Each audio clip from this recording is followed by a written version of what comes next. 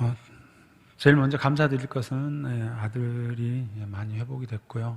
아직 이제 그동안 좀 더 남은 시간들도 필요한 체력도 필요하지만 그 과정 속에서 하나님께서 귀하게 저희들 훈련시키시고 또 다듬으시고 고난이 유익이라 했는데 정말 저는 하나님의 그 고난 속에서 돌보신 거, 그 다음에 또 저를 다듬으시고 만지시는 걸 경험했습니다.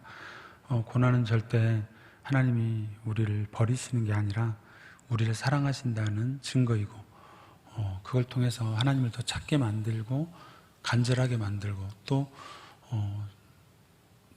하나 부탁드리고 싶은 거, 어려울 때 정말 소문 안 내고 기도해 줄 수 있는 사람들을 찾으세요.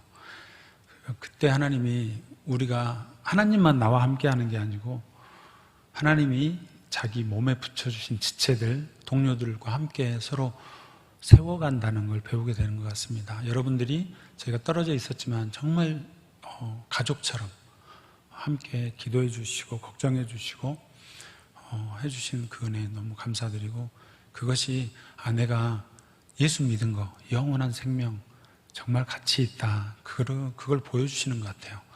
저희 살아있는 그 혈육의 가족들도 이렇게 못 해주고 이렇게 또 고백을 못 해요. 근데 믿는 분들, 여러분들에게 우리 사정을 다 알리고 함께 기도해 주시는 분들이 기도해 주시고, 이건 돈 주고 살 수 없는 겁니다. 너무 감사드립니다. 선교 보고와 함께 나누겠습니다. PPT 띄워주시면 감사하겠습니다.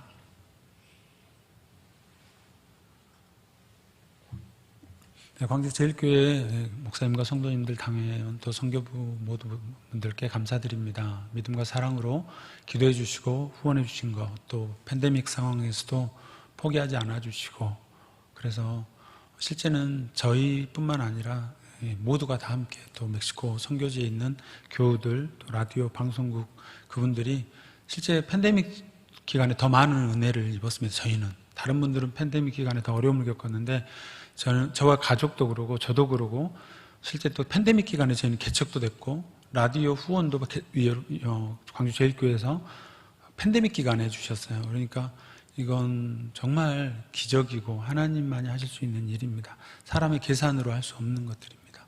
너무 감사하고 사랑하고 축복합니다. 넘겨주세요. 저는 항상 잊어버리실 것 같아서, 멕시코는 한국보다 30배 이상 큽니다, 땅이. 저는 저 남서쪽 끝에 과테말라 국경에서 한 40분 거리에 있는 치아파스주에, 그곳에서도 또 남서쪽 끝에 있는 타파출라라는 도시에 살고 있습니다. 넘겨주세요.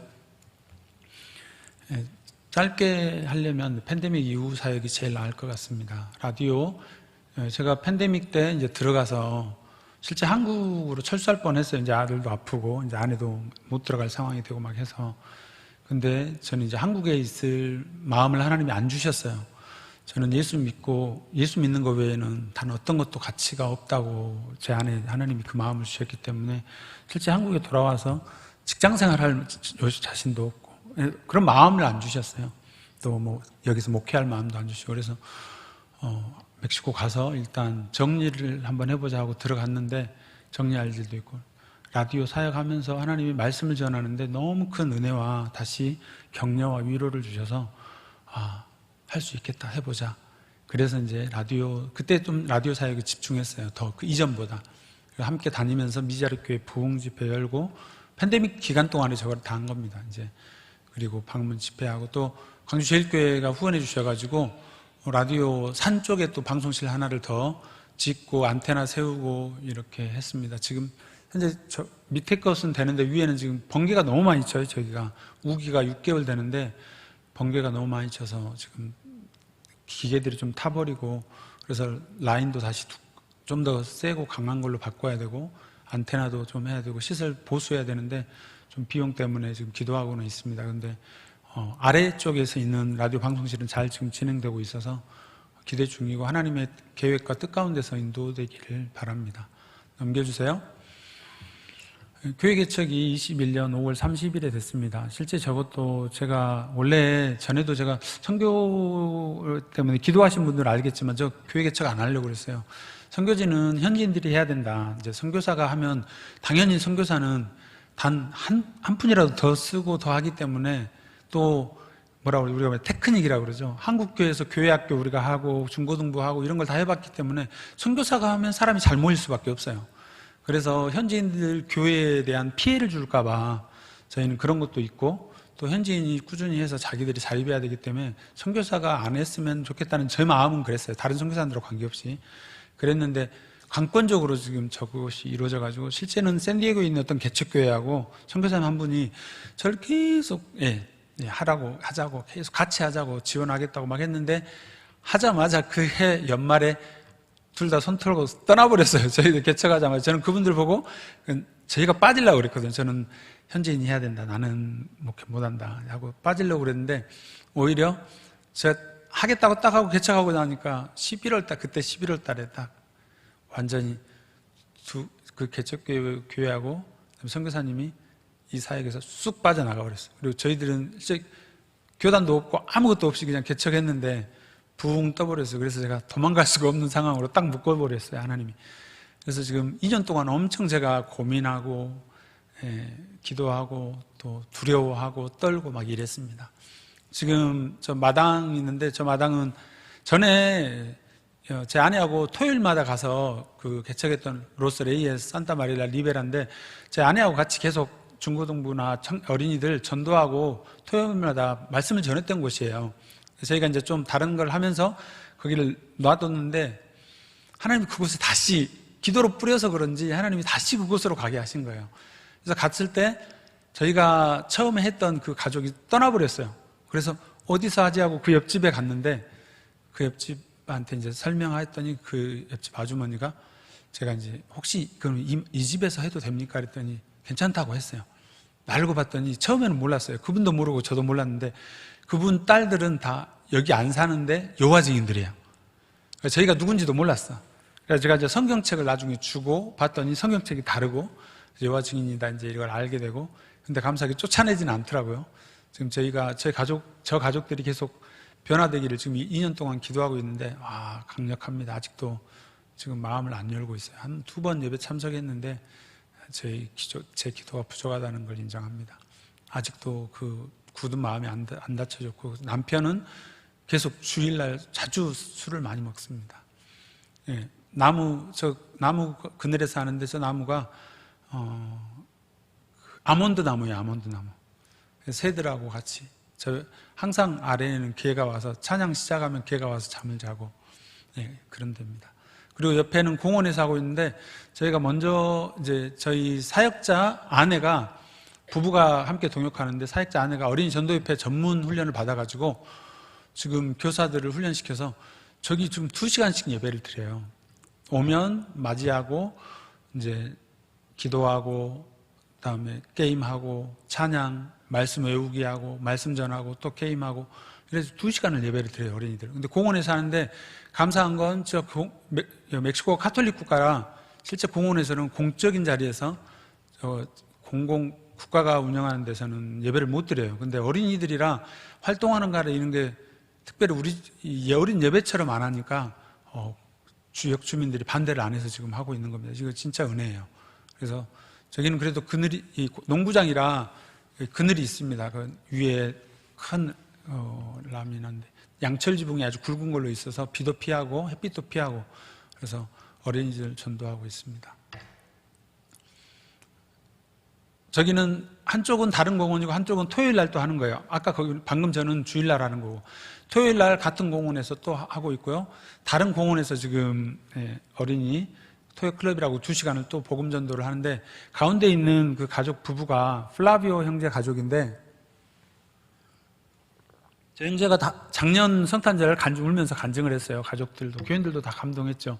저 형제가 알코올 중독자였어요. 그래가지고 술에 엄청 찌들려가지고, 저 부인이 어려서 예수를 믿었다가 이제 제 남편 때문에 교회 나와서 도와달라고 했는데, 저희 사역자 부부가 4년간을 꾸준히 저 집을 방문했는데 계속 도망가다가 정말 멈추지 않고 기도하고 심으면 하나님이 하십니다. 저 형제가 결국 이제 만나게 되고 교회 나오게 되고 말씀 듣게 되더니 하나님이 바꾸셔가지고 술 끊고 지금 2년째 자기가 복음을 전하고 있어요. 그래서 상상할 수 없는 인생이 바뀌었잖아요. 자기 인생이 술만 먹고 완전히 그렇게 살던 사람이 어린이들에게 전도하고 애들이 바뀌는 걸 보고 막 이런 걸 보면서 정말 자기 인생이 상상할 수 없게 바뀌었다고 감사하면서 눈물을 흘리면서 저희 교인들하고 함께 간증하고 감사하고 그랬습니다. 주님은 하십니다. 지금도. 넘겨주세요. 저희 사역자 아내가, 로사리오 자매가 이제 그 교사 교육을 시킬 수 있는 자격도 있고 그래서 멕시코는 교회들이, 교회 학교가 너무 전도를 안 해요. 어린이들을, 청소년들도. 그래서 또 약하고, 그래서 필요한 순복음이든지 다른 교단에도 필요하면 우리가 무료로 가르쳐 줄 테니까 교사들 모여만 줘라. 이제 그렇게 해서 작년에는 여러 번 성탄절 또 평소에도 할 수 있는 것 다양한 걸로 교사 교육을 시켜서 2시간 그 프로그램을 할 수 있게 하고 또 성경학교 할 수 있게 하고 이런 걸 했었습니다.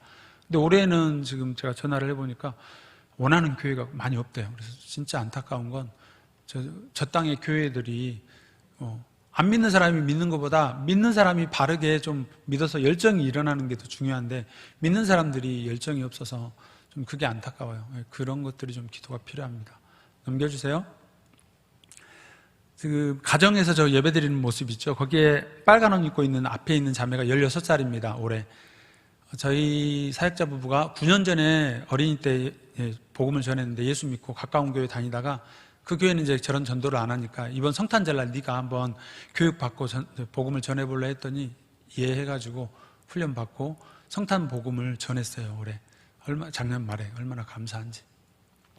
그리고 한쪽에 이제 아이들 많이 모여 있는 데는 저희가 시골 교회에 복음 전도로 갔는데 아이들이 많이 왔죠. 근데 전날 제 안에 좀 하나님이 분노를 막 주시더라고. 화가 났던 게 뭐냐면 저 애들을 모으고 있는 동안에 차들이 와가지고 계속 멈추고 사람들이 내리더라고요. 한국도 그게 심한데 여호와 증인들이 시골까지 와서 정말 열심히 가가호 방문하면서 자기들 방식의 전도를 해요. 확실한 건 여호와 증인은 예수를 안 믿습니다. 예수님이 하나님의 아들이요, 오늘 말씀하신 것처럼 구원자요 하나님의 아들인 걸 믿지 않습니다. 예수를 믿지 않고는 절대 하나님 앞에 갈 수 없기 때문에 자기들 하나님 앞에 갔다가는 다 지옥 갑니다. 죄인으로서. 예수 그리스도 아니면 우리는 용서받지 못하니까. 근데 여호와 증인은 끊임없이 여호와 하나님만 외치고 있거든요.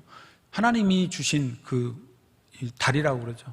이 다리를 건너야 되는데 다리를 건너지 않고 뛰어가려고 하니 다 빠져 죽을 거예요, 지옥으로. 근데 그들은 그 거짓 복음에도 정말 열심히 전도를 하고 있습니다. 근데 우리는 여러 가지 이유로 죽어가고 있는 영혼들을 방치하고 있죠. 제 안에도, 제 속에서도 그것으로 인해서 우리 안에 부끄러움과 함께 분노가 일어나는 거예요. 저 지옥 보낼 사람들도 저렇게 열심히 하는데 우리는, 제가 선교 간 이유가요, 말을 이렇게 끊어졌지만 그냥 이해하시고 들으면 돼요. 제가 선교 간 이유가 이제 기독병원에 있을 때 이게 내가 이 영원한 가치에 복음, 영원한 생명, 정말 지금 죽어도 아깝지 않고 1000년을, 10,000년을 줘도, 1000억을 줘도 바꾸고 싶지 않은 예수 그리스도 영생을, 이 귀한 영생을 선교사님들이 여기 오셔가지고 목숨 걸고 전했다는 거죠. 토마스 선교사는 오자마자 말 한마디도 못하고 죽었잖아요. 성경책 쪽복음 하나 주고. 그리고 많은 선교사님들이 자식들 걱정 안 했어요. 우리는 여러 가지, 어떤 분은 저한테 나쁜 선교사라고, 어떤 목사님은 그랬어요. 왜냐하면 아들을 저렇게 오지게 고생시켜가지고 아들이 저렇게 힘들게 만들었다고. 근데 여러분, 정말 여러분도 그렇게 생각하세요? 그러면 우리 지금 여기 있을 수가 없어요. 미국인들, 영국인들, 우리나라에 왔던 선교사님들에게 있는 교회가 그 선교사들한테 그렇게 말했다면 복음이 여기 왔겠습니까? 그 선교사님들이요, 자식들 아기 때 죽었어요. 전염병으로. 교통사고로 돌아가셨어요. 여러분, 우리 너무 부끄러워요, 복음을. 우리 가족이 다 죽어도 여러분 복음을 전해야 됩니다. 복음을 너무 부끄러워요, 우리가. 선교사님 자녀들 아파요. 그래요. 가서 아프고 힘들, 다 외국에 갔으니까. 죽을 수도 있고 질병으로 죽을 수도 있어요. 뭐 때문에요? 예수님이 그걸 생명 죽이려고. 그러나 그가 죽었다고 뭐가 문제예요? 천국 갔어요. 거기서 죽어도. 우리 안에 복음을 너무 부끄러워요. 여러분들 여기 와서 뭐하러 예수 믿습니까? 한 1년 더 살라고 예수 믿습니까? 아니면 영생의 가치를 알아서 오늘 죽어도 내 영생이 더 소중해서 나는 그걸 믿겠다, 이걸 때문에 여기 있습니까? 여러분, 우리가 믿는 예수 정말 생각해 보셔야 돼요. 여기서 예수 믿고 돈 더 벌려고 예수 믿습니까? 그럼 예수 안 믿어도 돈 벌어요. 솔직하게 말하면 예수 안 믿는 사람 돈 더 번 사람 많아요. 건강한 사람 더 많아요. 더 사업 성공하고 더 훌륭한 공부 잘하는 사람 많아요. 여러분들 뭘로 예수 믿는 거하고 비교하셔서 예수 믿는 게 더 낫다고 하실 수 있겠습니까?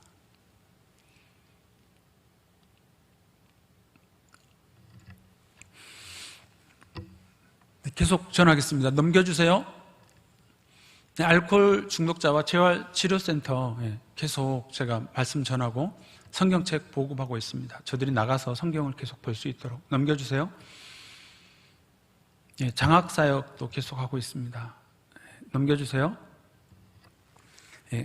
감사를 잃어버리면 선교사든 그리스도인든 다 죽더라고요. 그래서 감사를 멈추지 않으려고 합니다. 저희 가족을 지금까지 지키시고 보호하시고 인도해 주신 우리 주 하나님의 은혜에 감사드립니다. 교회 개척을 통해 우리 주 예수 그리스도의 몸인 교회의 가치를 알게 하신 주님의 은혜에 감사드립니다. 아버지 하나님과 주 예수 그리스도와 성령 하나님을 이전보다 더 알아가게 하시는 은혜에 감사합니다. 7,000명의 중보기도자와 후원자들로 인해 감사합니다. 주님의 영광스러운 복음전도와 하나님 나라를 위한 사역에 불러주시고 사용해 주시며 매 순간 하나님의 일하심을 보게 하신 은혜에 감사드립니다. 넘겨주세요. 기도 제목입니다. 선교 계획입니다. 선교 계획입니다. 현지 교회의 자립, 자치자전. 저는 죽을 때까지 선교지는 자립할 수 있다고 믿습니다. 한국 교회만이 아니라 문제는 그걸 할 수 있다고 믿는 선교사가 있느냐 없느냐, 현지인 목회자가 있고 또 후원하는 교회가 있느냐 없느냐의 문제라고 봐요. 현지에 멕시코군, 캄보디아군 저도 살아봤지만 여러분, 현지에 돈이 없어서 그 교회가 건축이 안 된 줄 아세요? 돈이 없어서 병원이 안 세워준 줄 아세요? 아닙니다. 그 마음을 가진 사람이 없으니까 그래요. 여러분, 그 방글라데시 이야기 들어보셨죠? 아주 옛날에 들었는데 방글라데시 부자는요, 옛날에도 비행기 타고 프랑스 가서 점심 먹고 온대요. 방글라데시가 돈이 없어서 가난한 줄 아세요? 안 그렇습니다. 어떤 선교지도 돈이 없어서 문제가 아닙니다. 그 문제는 더 복잡하게 설명하지는 않겠지만 돈의 문제가 아닙니다. 우리나라도 가난했잖아요. 문제는 정확하게 살아계신 하나님, 전능하신 하나님을 믿고 그 사람이 하나님의 믿음으로 인해서, 예수 그리스도의 믿음으로 인해서 내가 병이 들었든지 가난하든지 하나님의 살아계시고 그분이 인간보다 뛰어난 하나님, 창조주 하나님, 전능하신 하나님을 믿고 그분을 믿고 내가 일어서느냐, 아니면 그 믿음이 오지 않고 그 복음이 없어서 그냥 일어서지도 못하고 주저앉고 포기하느냐, 세상 원망하고 불평하고 부자 비평하고 따지고만 앉아있느냐, 아니면 하나님이 살아계시는데 뭘 못해? 그 믿음으로 일어설 수 있는 복음을 내가 전하고 있느냐, 선교사가. 이 문제예요. 자립자치자전, 이건 영원히 주님 오실 때까지 외쳐야 됩니다. 할 수 있습니다. 성경 안에서 그냥 외적인 성공의 그러한 마인드가 아니라 하나님의 살아계신 말씀 안에서, 그 말씀의 기준에서 건강한 교회가 세워지면 가능합니다. 도서관과 카페 마련하기, 어린이 청소년 도서. 도서관이나 도서는 다른 문제지만 카페는 이제 자립을 위한 그런 아이디어인데 저는 저것도 필요하고 그렇지만 저게 다는 아니라고 봅니다. 그러나 주께서 허락하시면 저것과 함께 갈 수 있다고 보고요. 어린 청소년 활동 공간 마련하기, 라디오 방송을 통해 복음을 전하기, 후원자 개발하기, 알코올과 마약 중독자 재활센터 방문 설교 및 성경 보급 지속, 그 다음에 100명의 교사, 100개의 어린이 복음 전도 클럽, 토요 클럽이거든요. 아까 저희 사역자가 하고 싶어 하는 그 마음이라 제가 같이 협력하는 마음으로 넣습니다. 기도 제목 함께 읽으시면서 기도하는 마음으로 읽어주시면 좋겠습니다. 시작.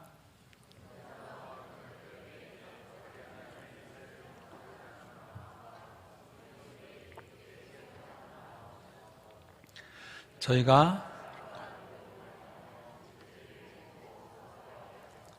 선교사와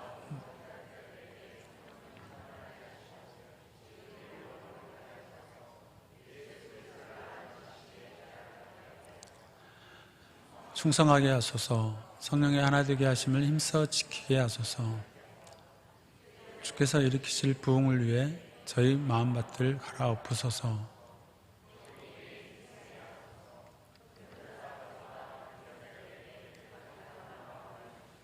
아멘. 넘겨주세요. 저희 한국에 있을 때는 몇십 년간 사역을 했지만 제가 간증 설교를 못했어요. 근데 멕시코에서 전하다 보니까 내가 어떤 믿음으로 여기까지 왔는지를 보여주더라고요. 근데 맨 처음에 제가 교회를 갔을 때는 제 친구가 이렇게 데리고 가서 이제 한번 갔고 나중에 갔는데, 여러분들 처음에 교회 갈 때는 어려서 믿은 분들도 그런 질문을 하겠지만 교회? 교회 뭐 하는 곳이지? 이래요. 처음 질문에 물음표입니다. 근데 교회를 가보면 어떤 일이 생기냐면 사람마다 다르긴 했는데 저 같은 경우는 두 번째 교회하고 느낌표가 떴어요. 교회를 갔더니 너무 좋아요. 저는 아버지가 이제 술 드시고 어머니 때리고 또 되게 많이 자식이 보기에 부끄러운 아버지, 이제 그런 데서 자랐습니다. 학교나 돈이나 어떤 것도 그걸 멈추게 하지 못했어요. 사랑하는 자를 사랑하지만 그 사람을 때릴 수밖에 없는 그런 것을 멈추게 할 수 못하더라고. 공부도 실력도 돈도 학교도. 근데 그걸 교회에서 제가 발견했어요. 교회를 갔더니 많은 사람들이 모여서, 저는 어머니가 밖에서 평생 일을 하셨기 때문에 집안에 학교 갔다 오면 집에 어머니도 없었고 아버지가 술 드시고 계시거나 싸우거나 이런 걸 봤는데, 아버지 그리고 남자 형제들 밑에서 컸거든요. 근데 남자들이 남자를 따뜻하게 받아주는 경험을 못했어요. 근데 교회를 갔더니 남자가 저를 환영하고 잘 왔다고 웃어주면서 하는데 진심으로 밝게 맞아는 천사를 본 줄 알았어요. 저는 정말 천사를 맞는 기분이었어요. 그리고 이제 교회를 갔더니 점심 식사를 저희는 정말 늘 맛있게 했는데 밥상이 그렇게 행복한 데는 처음 봤어요. 저희 아버지는 저희 집은 밥상이 항상 행복하지 않았거든요. 밥상이 엎어지거나 깨지거나 싸우니까. 그리고 200명이 넘는 막 교인들이 너무 행복하고 웃고 그랬어요. 그래서 어떻게 하면 저렇게 할 수 있을까 궁금했어요. 근데 감사하게 이제 저 같은 경우는 고등학교 때 예수 믿을 때 주일날 학생부, 어른 예배, 밤 예배, 수요 예배, 금요 예배까지 드리게 됐었는데 한 5번 드리니까 뭐가 왔냐면, 처음에 이제 예수 믿을 때는 뭘 발견했냐면, 예수 믿으면 이제 말씀을 듣다 보니까 이 사람들은 어떻게 이렇게 서로 가족도 아닌데 사랑할 수 있을까? 근데 하나님이 우리를 사랑하시고 성경에서 서로 사랑하라고 했으니까 사랑한다는 이제 그걸 발견했고요. 그래서 제가 술 안 먹고 담배 안 피고 욕 안 하고 내 부인 안 때리고 자식들한테도 존경받는 남편이 아버지가 됐으면 좋겠다. 이제 실제 예수 믿을 때 이런 어떤 알 수 없는 이런 것 때문에 믿었는데 그것을 믿게 됐어요. 근데 말씀을 계속 들으니까 믿음은 어디서 오죠? 말씀을 들으면서 오거든요. 그냥 말씀을 들으니까 믿음이 왔어요. 근데 그 믿음이 뭐였는지 나중에 봤더니 예수를 믿었는데 어떤 믿음이 왔냐면, 나중에 이제 멕시코에서 전하다가 알게 됐는데, 저희 아버지가 하루는 술 드시고 이제 교회 미쳤다고 집안일도 해야 되고 하는데 저를 막 발로 차고 때리고. 근데 저희 아버지 같은 경우 술 드시니까 제가 어렸을 때 이제 불 떼고 그랬는데 장작이 부엌에 많았어요. 우리 아버지는 얌전하게 매를 드는 게 아니고 몽둥이가 날라와요. 그러니까 실제 도망가야 돼요. 근데 안 도망가고, 그때는 어머니가 막 잘못했다고 빌으라고 했는데 제 안에 어떤 하나님이 믿음을 주셨냐면, 우리 아버지는 나를 태어나게 하셨지만 내가 순종할 수 있지만 내가 죽으면 끝이잖아. 근데 아버지는 나에게 영원한 생명을 못 주잖아. 내가 늙고 병드는 거 죽는 걸 못 바꾸잖아. 근데 예수님을 믿으면 내가 오늘 아버지한테 죽어도 나는 하나님이 부활시켜서 영원히 살잖아. 이 가치를 내가 어떻게 버릴 수가 있지? 나는 우리 아버지보다 나는 영생을 선택하겠다. 그리고 안 도망가고 오늘 죽어도 나는 부활 생명이 있다. 이 믿음을 하나님이 주셨더라고요. 그래서 이제 그 믿음으로 지금까지 살았기 때문에, 실제는 옆에서 보기에는 정말 여러분들이 이런 용어는 좀 안 믿는 사람이 많이 쓰는데, 믿는 사람도 이런 걸 싫어하는데 뭐냐면 광신자 같다. 그죠? 딱 맞아요. 저는 미쳤어요. 교회하고 사랑에 빠졌죠. 교회가 너무 좋았어요. 실제 저는 지옥에서 천국에 왔다고 믿었기 때문에 교회 다니면서 교회 밖은 다 지옥으로 보일 정도였어요. 너무 거친 세상을 제가 봤기 때문에, 어려서. 그래서 저는 교회 떠나면 죽는 줄 알고 살았어요, 솔직하게. 세상을 나가도 자격증 시험은요, 지금은 모르는데 옛날에는 다 주일날 봤어요. 저는 자격증 시험도 안 봤어요. 주일을 빠지고 어떻게 저렇게 이 영원한 생명의 가치를 버리고 가느냐. 그리고 저는 직장 생활할 때 직장을 먼저 안 구했습니다. 교회가 정해졌으니까 교회를 다니기 위해서 직장을 잡아야 됐어요, 저는. 완전히 예수에 미치고 사랑에 빠지니까 그게 먼저인 거예요, 항상. 근데 그렇게 사니까 하나님이 저를 그 길로 인도하시고, 저한테 보이는 건 교회가 이제 영원한 가족이 생겼는데 그 중에 가장 아름답게 보이는 목사님밖에 없어요. 모두가 다 목사님 쳐다보니까. 목사님이 저의 큰 바위 얼굴이었어요. 목사님 항상 부러웠고 하나님의 사자다. 근데 어느 날 목사님이 신학해라 그러는 거예요. 근데 저는 공부를 잘해서 신학한 게 아니에요. 예수 믿어서 신학한 것 뿐이에요. 그러니까 예수님 믿고 평생 예수 믿고 살아야겠다, 이 걸음으로 계속 갔는데 어느 순간 보니 목사가 돼 있고 선교사가 돼 있는 거예요. 그 과정에서는 후회도 하고 후회하기보다는 힘들기도 했죠. 제 성품이 좋지를 않아요. 왜냐하면 술 드신 아버지 밑에서 뭘 배웠겠어요? 가정교육, 많은 분들이 그런 말 하잖아요. 가정교육이 좋았을 리 없잖아요. 배운 게 욕밖에 없고 때리는 것밖에 없고 늘 자기 변명하고 이런 것밖에 안 배운 사람이 뭘 하겠어요? 예수 믿으니까 하나님이 제 인생을 바꾸셔서 지금 수십 년 믿고 나니까 지금 많이 얌전해졌어요. 사람이 된 거예요. 누가? 예수님이 저를 바꾸신 거죠. 그리스도 안에서 새로운 사람으로 만드셨죠. 예수님은 가능해요. 그래서 두 번째 느낌표가 해결이 됐죠. 근데 세 번째 다시 물음표가 왔어요. 교회? 이게 교회야? 이게 와요. 그게 뭐냐면 교회를 다니다 보니까 이제 교회 안에서 새로운 세상인데 나만의 이제 완전히 저는 몰입해서 이 교회 세계밖에 없는 사람인데 교회 안에 이제 문제가 생기잖아요. 목사들이 문제를 일으키거나 장로님이 문제를 일으키거나 싸우거나 재직회한테 싸우거나 욕하거나 심지어 폭력도 있으니까 예수 믿고 좋아서 왔는데 교회가 왜 이렇게 싸우고 갈등이 있지? 이런 물음표. 그리고 어떤 사람들은 이것 때문에 교회를 떠나거나 심지어 예수님을 버려요. 근데 감사하게 저는 고등학교 졸업할 때쯤 어떤 마음을 주셨냐면 나는 목사가 타락해도 누가 타락해도 예수님은 버리지 않겠다. 왜? 영생은 예수님이 주는 거니까. 그 마음을 주셔서 너무 감사해요. 저는 절대 교회를 떠나지 않겠다는 마음을 가졌어요. 왜냐하면 여러분들, 내가 정말 요즘 내가 전도할 때 이런 말을 써요. 어떤 분들은 교회를 욕하기도 하잖아요, 전도하면. 근데 여러분 목숨 걸고 이 말을 해야 돼요. 여기 1,000억이 있어. 근데 1,000억에 똥이 묻었다고 당신 똥하고 1,000억을 버릴 거야? 그걸 씻어서 말려서라도 1,000억을 쓸 거야. 어떤 미련한 인간이 그렇게 버리겠어요? 여러분, 영생은 하나님밖에 줄 수 없고 1년 더 살라고 얼마나, 암 걸린 사람 보세요. 가족들 보세요. 울고 불고. 뭐 때문에? 조금이라도 더 살라고. 어차피 죽을 인생이에요. 암 걸리고 나오면 안 죽어요? 죽을 인생인데 왜 몇 년 좀 더 살게 하려고 울고 불고. 그것 때문에 아프면 난리죠. 근데 몇 년 있다 결국 늙어서 죽을 건데 또 죽으면 또 울고. 영생을 모르니까.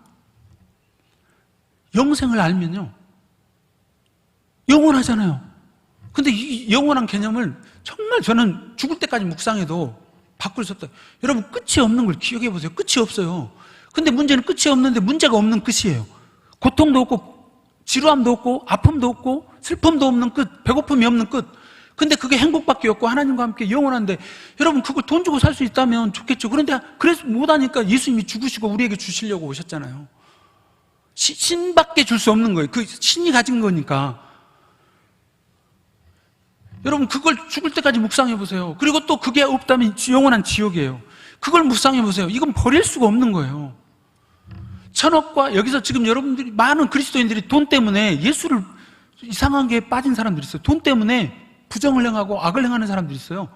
자기 명예 때문에. 여러분, 명예가 뭐예요? 돈이 뭐예요?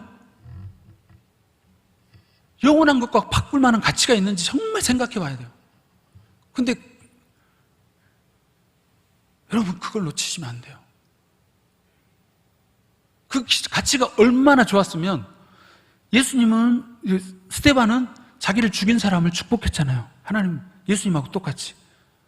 여러분 지금 여기 와서 누가, 아니 같은 집사가, 같은 교회 다니는, 심지어 목사가 여러분들에게 칼을 들이는들, 여러분들 예수님을 버리겠어요? 근데 실제는 유대인들 보세요. 스데반은 누구한테 돌 맞아 죽었죠? 하나님 믿는 사람한테 돌 맞아 죽었고, 예수님 누구한테 돌 맞아 죽었고, 안 믿는 이방인한테 돌 맞아 죽은 게 아니에요. 십자가 죽은 게 아니에요. 여러분 믿는 사람한테 억울한 일 당한 거 억울하세요? 우리가 축복하고 죽어야 돼요. 왜? 영성의 가치는 이 사람이 한 거하고 비교할 수 없는 만큼 가치거든요. 이 가치를 발견한 사람은 살아가는 방식이 다르다고 말해요, 성경은. 근데 그걸 못 발견해서 우리가 용서하자 해서 용서되는 게 아니에요. 이걸 발견했기 때문에 포기할 수 있는 게 생기는 건데, 이 가치를 모르니까. 그러니까 심지어 구원의 감격을 회복시키소서라고 다윗이 말할 정도로, 구원의 감격이 없고 그 가치를 모르니까 우리가 사소한 거 가지고 싸우는 거잖아요. 근데 여러분, 누가 그래요? 우리가 그래요. 제가 그래요. 제가 고백하는데 수없이 저도 그랬어요. 용서하지 못해서 얼마나 제가 괴로운 일을 당한 줄 아세요? 캄보디아 사역 할 때 선교사님하고 트러블이 생겼어요. 이야기를 하면 너무 길어서 짧게만 하면 싸움이 생겨가지고 용서를, 화해를 했는데, 실제 부모님하고 자녀처럼 또 회사처럼 나이 드신 분이 하고 부딪히면요, 이게 쉽게 화해를 해도 다시 또 앙금이 생겨요. 왜냐하면 안 바뀌거든요. 저도 안 바뀌어요. 젊은 사람이 쉽게 바뀌겠어요? 젊은 사람이 생각할 때 내가 보면 옳다는 건데 이 사람이 옳은 일을 안 하거든. 근데 어른이 보기에는 또 자기가 생각하는 게 옳은 게 있거든요. 부모하고 자녀하고 똑같이. 그러니까 화해했지만 또 마음에 안 드는 게 생겨서 또 트러블이 생기고 6개월 만에 죽고 싶을 정도로 힘들더라고. 근데 나중에는 어떤 일이 생긴 줄 아세요? 저 선교사였어요. 전도사였고 예수 믿는 사람이었어요. 이 선교사님 죽었으면 좋겠더라고, 제 마음에. 근데 나중에 보니까 제가 죽일 수가 없으니까 죽지도 않고 제가 죽고 싶더라고. 악하고 음란한 세대라고 우리가 말하는데, 세상을 향해서 말하는데 실제 누구냐면 내 안에 그게 있어요. 다윗이 그랬잖아. 악은 악인에게서 난다 그러잖아요. 나에게 해를 끼치는 사람을, 해를 끼치는 사람은, 복수를 하는 사람은 자기 안에 악이 있기 때문이라고 예수님이 말하잖아요. 다윗이 그랬죠. 그래서 다윗은 사울을 해치지 않잖아요. 하나님이 갚아주실 거라고 해서 기회가 됐지만 다윗은 사울왕을 죽이지 않아요. 사울왕은 자기를 죽이려고 하는데, 죽여야 될 합당한 이유가 있지만 안 죽여요. 왜? 하나님이 세운 사람이고 하나님이 하실 수 있다고 보고. 우리가 믿는 사람인데도 우리가 복수하려고 그래요. 성경이 여러 번 말하는데도. 근데 저도 안 되니까 결국 미움이 이제 커지면 어떤 건지 아세요? 미움이 살인이지만 실제 또한 이미 살인했지만 저도 죽고 싶더라고. 그러니까 살인한 사람은 또 자살하는 경우가 그거예요. 남을 미워했으면요, 해결된 줄 아세요? 상대방을 죽이면 해결된 줄 아세요? 아니요. 내 안에 해결이 안 돼서 내 분노가 나를 죽여요. 나중에 죽고 싶어서 그래서 교통사고 났어요. 그때부터 이제 성령 충만의 방향이 바뀌기 시작했어요. 100% 바뀐 건 아니지만 계속해서 지금까지 바뀌고 있지만, 성령 충만은요, 남을 용서할 수 있는 힘을 하나님께서 주시는 거예요. 정말 사랑해야 될 사람을 사랑할 수 있는 힘을 주시는 거예요. 정말 아픈 사람을 보면 정말 사랑하고 불쌍하기 때문에 기도해주고 싶고, 그 기도가 하나님이 응답이 돼서 치유가 되는 거예요. 그냥 은사만 와서 되는 게 아니에요. 은사만 와서 되면 문제가 생겨요. 그래서 한국교회에 문제가 많이 생긴 거예요. 치유 은사 좋은 거예요. 방언도 좋고 다 좋은 거예요. 근데 교회에서 다 버려버렸어요. 왜 버린 줄 아세요? 잘못한 사람 때문에. 좋은 보화를 받아서 하나님 앞에 선물을, 은사라는 치유 은사를 받았잖아요. 이 좋은 거잖아요. 좋은 일 했잖아요. 근데 여기에 자기가 내가 치유 은사 있으니까 다른 사람을 통제하려고 하고, 목사님한테 또 없다고 목사님을 무시하고 막 이런 문제가 생겨서 결국 똥을 묻힌 거야. 하나님이 좋은 선물을, 깨끗한 걸 주셨는데, 그래가지고 이걸 선하게 아름답게 교회 안에 사용하지 못하고 또 다른 사람은 시기하고, 그래가지고 완전히 좋은 것을 다 똥 묻혀서 같이 버려버렸어요. 성경에 있는 건데, 예수님도 하신 건데, 믿는 사람이 다 하는 건데, 이걸 함께 어울려서 교회를 세우고 주님의 몸을 세워야 되는데 좋은 거 다 버리고 세우려고 하니까 힘든 거예요. 예수님의 능력이 지금도 있어야 되거든요. 제가 독일 학자의 마태 공동체의 책이라는 읽고 제가 놀랐어요. 학자가 배운, 연구하면 그런 말 안 쓸 줄 알았는데, 마태 공동체, 마태복음에 왜 기적이 써있고 병든 자를 고치고 이런 이야기가 쭉 써있는 줄 아느냐. 예수님이 떠나시고 하나님이 우리와 함께 하시고 임마누엘이라는 하나님이 나와 함께 하시는 증거가 그들에게 뭐였냐. 예수님이 나와 함께 하신다며, 사랑하신다며. 그 증거가 뭘까요? 지금도 살아계신 증거가 뭘까요? 나와 함께 하신 증거? 기도하면 응답받는 거예요. 치유되는 거예요. 그래서 그것을 썼다고 말하는 거, 내가 학자가 그걸 쓰니까 너무 감사하더라고.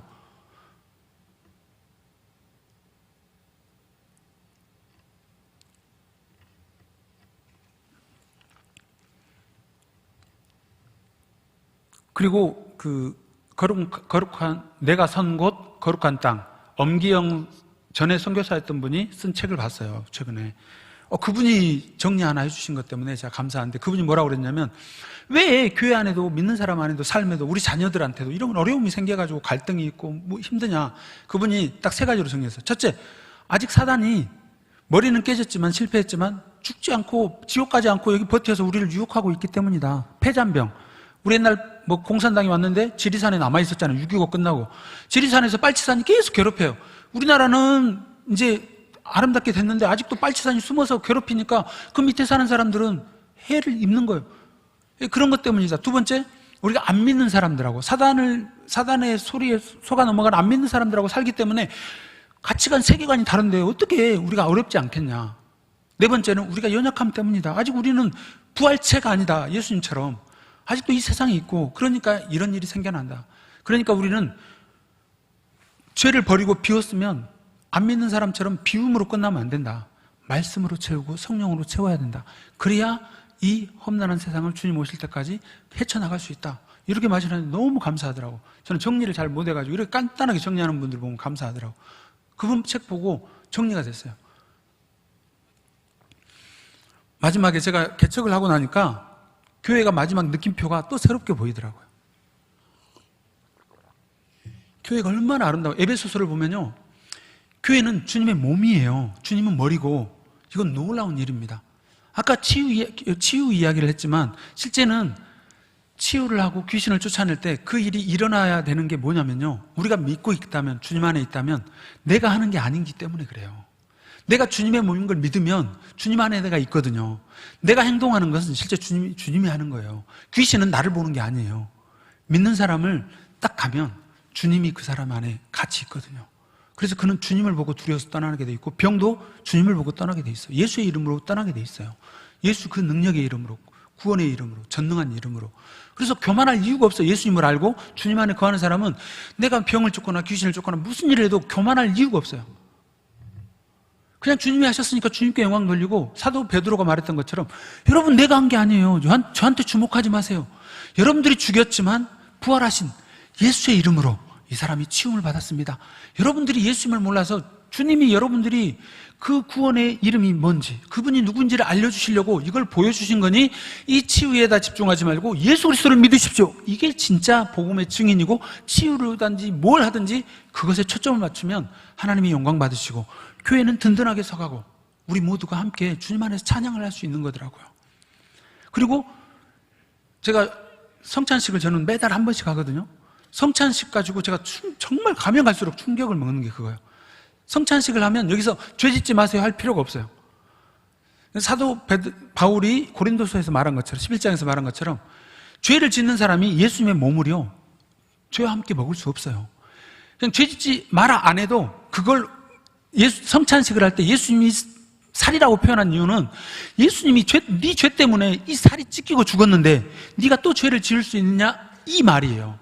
성찬식에 참여할 때마다 여러분, 진짜 성찬식의 의미를 아는 사람은 다시는 죄를 지을 수 없어요. 화를 낼 수 없고 짜증낼 수 없고 욕할 수가 없어요. 교회 안에서 누가 마음에 안 든다고 화낼 수가 없어요. 성내는 것은 하나님의 의를 이루지 못하느니라. 어떻게 성을 안 내고 겸손하게 할지 생각을 해요. 주님처럼. 모세가 화냈습니까? 예수님이 화냈습니까?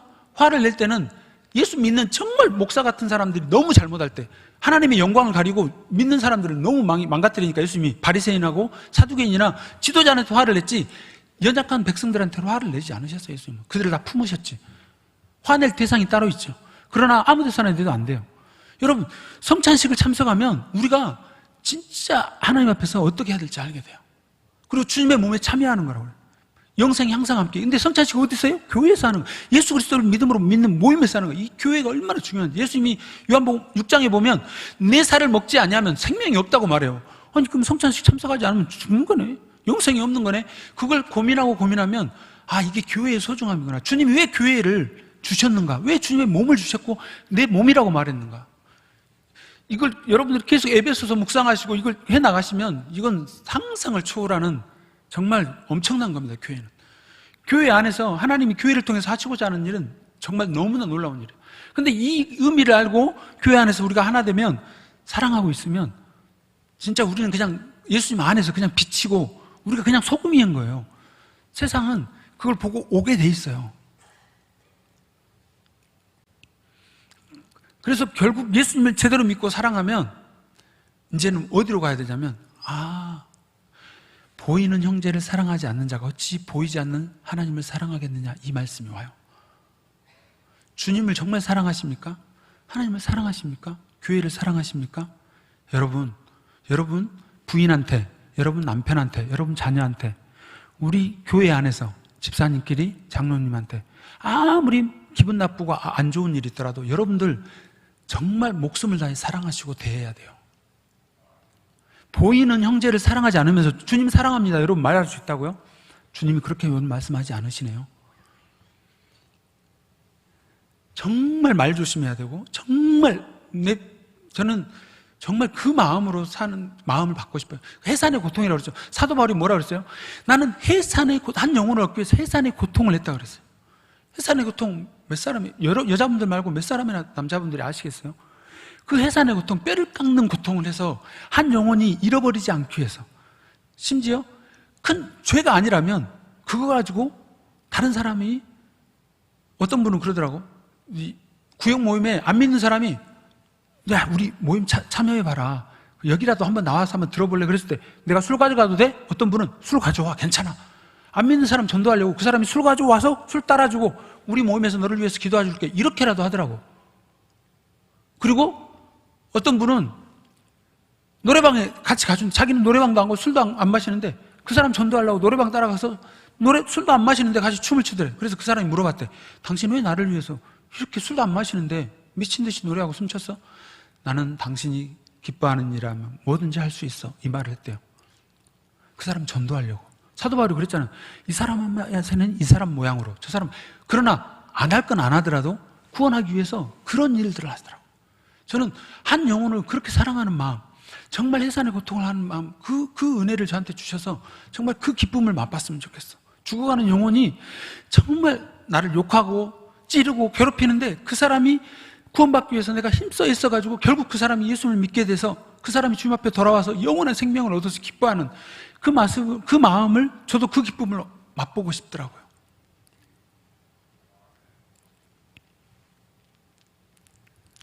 그래서 요즘 기도가 계속 늘어나고 있어요. 어떤 제목으로 하냐면, 제가 주 예수님처럼 저와 다른 사람일지라도, 저와 의견이 다를지라도 그 사람을 세우기 위해서 기대하고 사랑하고 기도하며 인내와 오래 참음으로 훈련시키고 잘되게 그 사람을 성공시키는 사람 되게 하소서.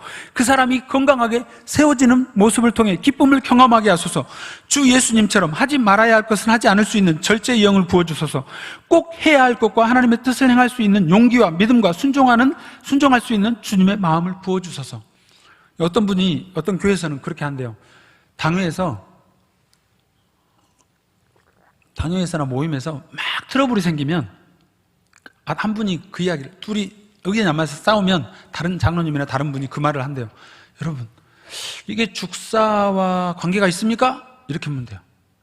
그게 뭐냐면, 지금 두 분이 싸우시는데 이게 죽고 사는 문제와 관계가 있습니까? 이게 지옥과 천국 갈 문제하고 죽고 사는 문제와 관계가 있냐고요. 그게 관계가 없다면 그거 가지고 싸우지 맙시다. 그래서 그 말을 하면 모두가 갑자기 딱 침묵하고 싸우던 사람도 멈추라는 그런 규율을 만들었대요. 여러분, 10년, 20년 지나고 내가 10년 전에 당회에서 싸웠어. 재직회에서 싸웠어. 아니, 친구 믿는 사람하고 싸웠어. 그 10년 뒤를 돌아보세요. 이게 내가 그 사람하고 이렇게까지 싸울 일이었나? 이거가 예수님을 믿고 안 믿고 지옥 가고 천국 가는 문제하고 관계가 있었나? 한번 생각해 보시고. 미래에 가서 무덤 앞에서 그게 잘못했구나 생각할 것 같으면 지금 죽고 사는 문제 갖고 우리가 싸우지 않았으면 좋겠어요. 우리가 너무 많은 실수를 해요. 주님 앞에서 정말 책망받을 수 있어요.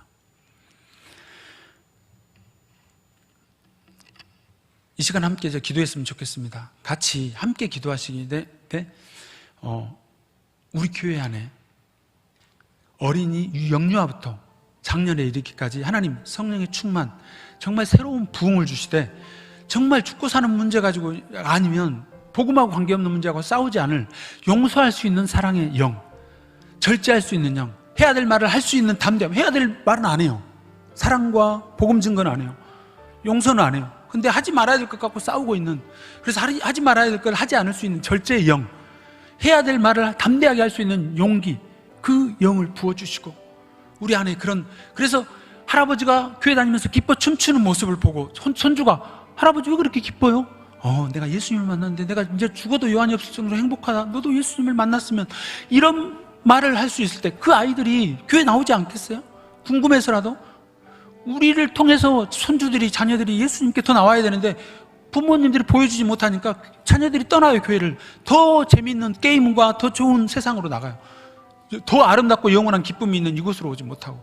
다 내 탓이니 생각하고 우리 함께 우리를 먼저 갈아엎으시고 우리 안에 그 성령으로 그 부흥을 허락하여 주옵소서. 이 광주제일교회 그 새 부흥이 와서 이 상무지구와 광주 땅에 하나님 용서의 바람이, 사랑의 바람이 부어져서 하나님 이 주변에 다른 교회가 전도하지 못한 사람은 우리가 전도할 수 있게 빛으로 소금으로 서게 하소서. 함께 기도하기 원합니다. 하나님 아버지, 저희가 교회를 사랑하는 자들이 되기를 원합니다. 우리 서로 지체들을 하나님의 사랑으로 품고 서로를 위해 기도하는 자들이 되기를 원합니다. 주님의 몸된 전에 나와서 하나님께서 나에게 주신 말씀을 들으며 하나님과의 관계가 회복되게 하시며 이웃과의 관계가 회복되게 하시며 주의 말씀 안에서 승리하는 저희들이 다 되게 하여 주시옵소서.